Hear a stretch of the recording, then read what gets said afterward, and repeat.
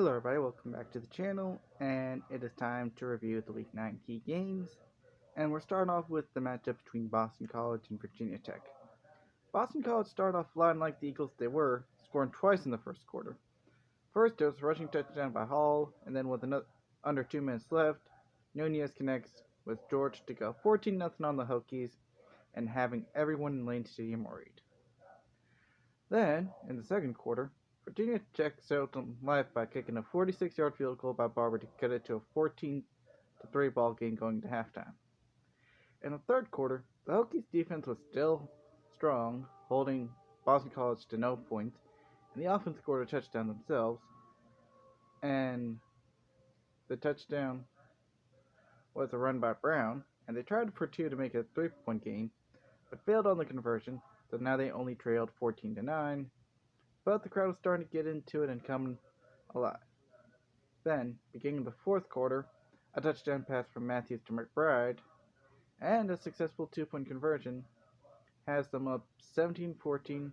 That ends up being the final score of the game, as Virginia Tech holds off on the early beating to come back and pull out a close victory.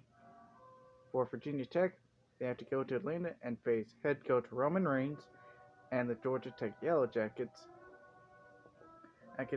and hopefully they at Virginia Tech won't have to acknowledge Roman Reigns as the tribal chief like the whole WWE universe did for 3 years in real life. Well, Boston College has another rust test for them in Florida State at home, which is going to be a tough one, but we'll see how they do. And then next is number 6, Nebraska against Texas. And Texas started off well, and they just continued to roll in Austin.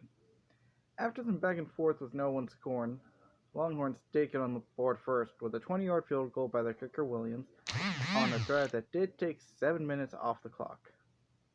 Then, in the second quarter, Texas scored again, this time a touchdown pass from Abdullah to Gates from 25 yards, and they are heading into the halftime up 10-0, having the fans inside Texas Memorial Stadium rowdy. They continue the onslaught in the third quarter, getting another touchdown pass with the same duo of Abdullah to Gates, this time from 31 yards out, and now up 17-0, making the Cornhuskers' lives miserable. And Nebraska does get a touchdown of their own, a 4-yard pass from Rivas to Jones, but Texas simply responds with a field goal from 28 yards by Williams.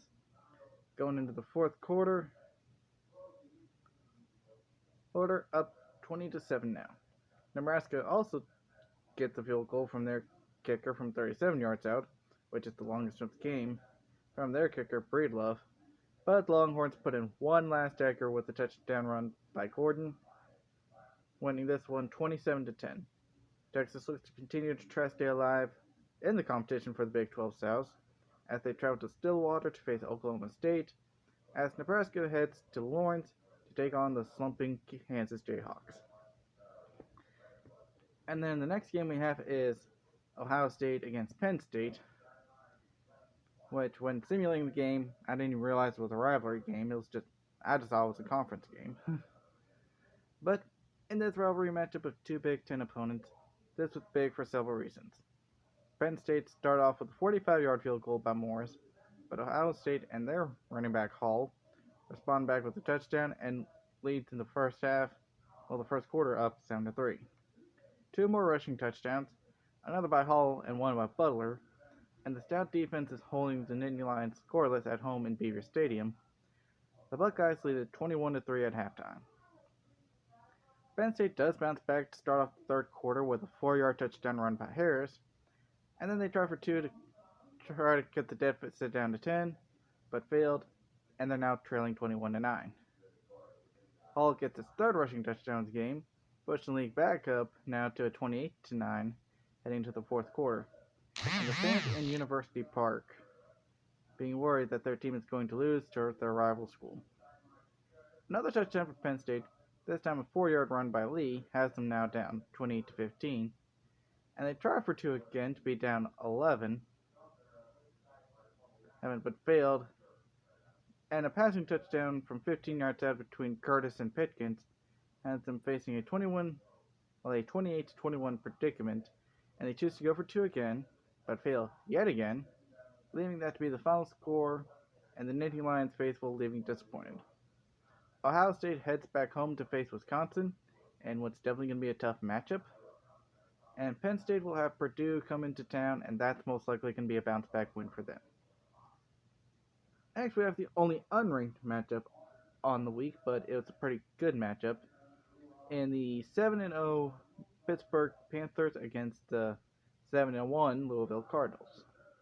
One of these teams is going to walk away with that 8th win of the season, and with this being college football, there was no such thing as a tie. But the Cardinals did come out swinging today, and the game wasn't even close. Louisville starts off with just one touchdown in the first, a rushing touchdown by Porter, to only lead at 7-0, but the second quarter is where the floodgates opened up. Both teams were trading blows. Louisville starting off with a passing touchdown from Porter to Henry, then Pitt replied with a Manning to Cobb connection, then Porter strikes again, this time throwing a touchdown pass to Shelton, which Pitt replied back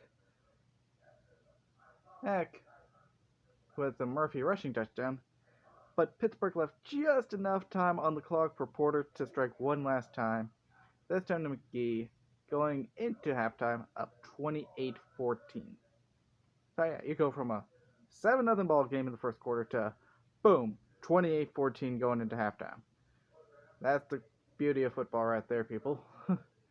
And after that offensive explosion from both sides, the crowd at Cardinal Stadium were excited, especially with their team on top. Louisville did get a pick six in the third quarter, going up 35-14, and Ridgeway gets a rushing touchdown, but for whatever reason, they just decided to try for two, maybe because they were like, hey, our offense is rolling on all cylinders. We can probably go for two and still get it. They did not, but they were still up 41-14, so, But McCormick for Pittsburgh does kick a 29-yard field goal. Louisville gets one last touchdown by Johnson on the ground to win this game 48-17, and we are now down to 4 undefeated teams in McNary Central, TCU, Hawaii, and I forget who the last one is off the top of my head. I always forget. Oh, and Mickey. I remember now. Mickey's the last undefeated team.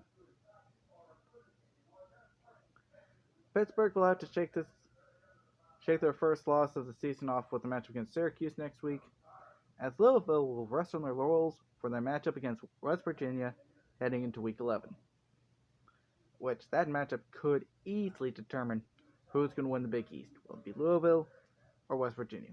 Stay tuned to find out. And our last game is between Minnesota and Michigan.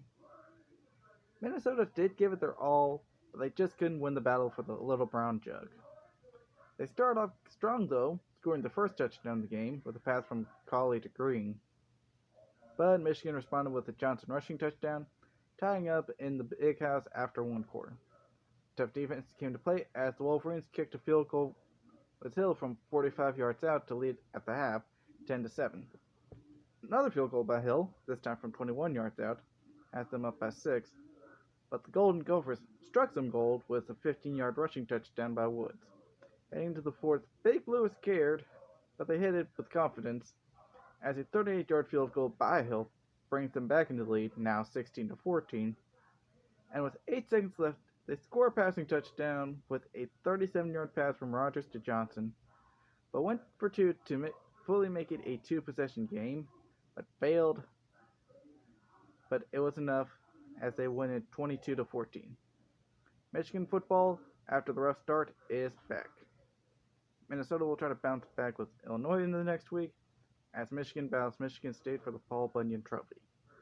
And that's your key games for this week, and I will see you all for the Week 10 explanation.